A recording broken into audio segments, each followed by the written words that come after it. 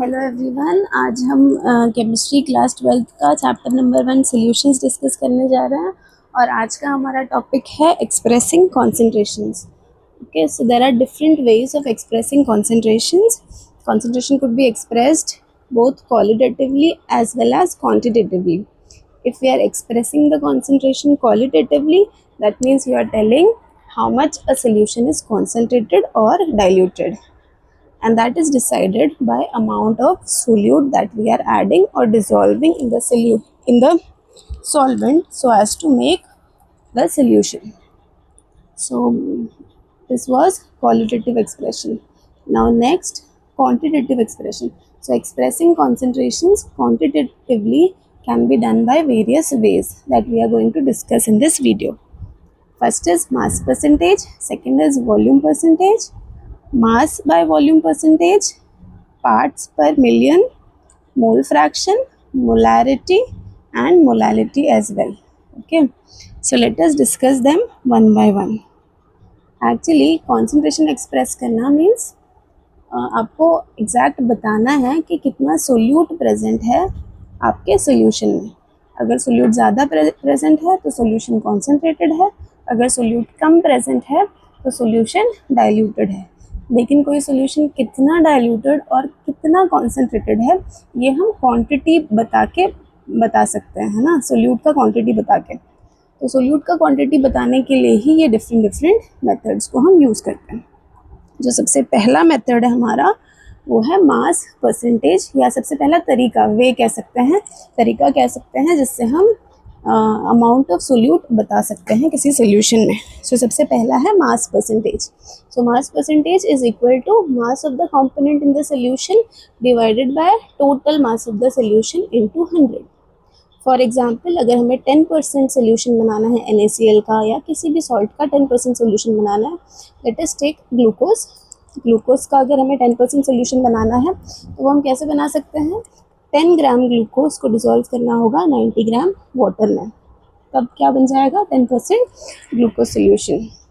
सो वो हम mass percentage के फॉर्म में एक्सप्रेस कर सकते हैं. दूसरा आ जाता है वॉल्यूम परसेंटेज हम तब यूज़ करते हैं जब सोल्यूट हमारा लिक्विड हो.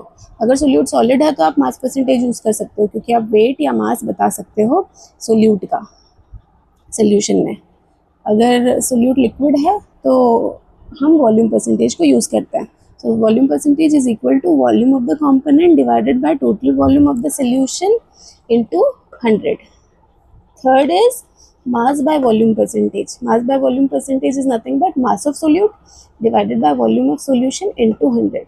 So mass by volume percentage आप तब यूज़ कर सकते हैं जब solute solid हो और solvent liquid हो. तो आपका जो solution बनेगा solid and liquid type of solution बनेगा. तब आप उसका concentration कैसे बता सकते हैं, mass by volume percentage से.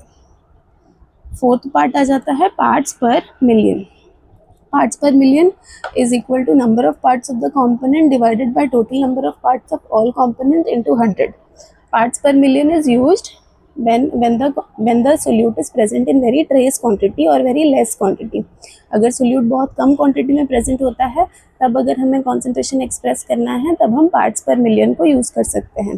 जैसे कि अगर हमें कोई pollutant या कोई माइक्रो चीज़ जो है अगर किसी सोल्यूशन में पता करनी हो, एयर में, वाटर में, एयर वाटर पोल्यूटेंट्स, तब पोल्यूटेंट्स बहुत लेस क्वांटिटी में, बहुत ट्रेस क्वांटिटी में होते हैं, तब हम कंसंट्रेशन उनका पार्ट्स पर मिलियन की हेल्प से बताते हैं. So total number of parts of component divided by total number of parts of all component into 10⁻⁶. अगर ये 10⁻⁶ है so here it will come parts पर मिलियन. ऑल्सो पार्ट्स पर मिलियन की जगह आप इसको ऐसे भी बता सकते हैं पार्ट्स पर बिलियन. अगर पार्ट्स पर बिलियन होगा तो सारी चीज़ें सेम रहेगी, बस 10⁻⁶ की जगह 10⁻⁹ आ जाएगा. Now fifth part, that is mole fraction. Mole fraction is very important. It is represented by Chi A and also mole fraction is a unitless quantity. इसकी कोई यूनिट नहीं होती है, क्योंकि न्यूमरेटर में अगर आप देखोगे तो total number of moles of a component divided by total number of moles of all components. So mole दोनों कट हो जाता है, तो मोल फ्रैक्शन जो है वो एक यूनिटलेस क्वांटिटी है. और मोल्स हमें पता है, moles we have already studied in our 11th class also. Mole is a unit of measuring the amount of substance. Now next, so the sixth part of expressing concentration is molarity. Molarity is nothing but number of moles of solute dissolved per unit volume of per unit liter of solution, and molarity is equal to number of moles of solute divided by volume of solution in liters. Here we are taking volume, hence it is measured in liters. Now next part is molality. Molality is equal to number of moles of solute per unit kilogram of solvent. Molality is equal to number of moles of solute divided by mass of solvent in kilogram. Here we are taking mass and that is measured in kilograms. एक और चीज़ जो आपको molality और molarity के बीच में याद रखनी है डिफरेंस, कि मोलारिटी में आप वॉल्यूम ऑफ सॉल्यूशन लेते हैं, ठीक है, and that is measured in litres, लेकिन मोलालिटी में हम डिनोमिनेटर में मास ऑफ सॉल्वेंट लेते हैं, सॉल्वेंट का मास लेते हैं, that is measured in kilograms. Okay, और एक और one more thing to add is that molality is preferred. Molality is always preferred over molarity. Why? Just because in molality the term that we are using here is mass, and mass does not changes with temperature. Hence molality is a temperature independent quantity.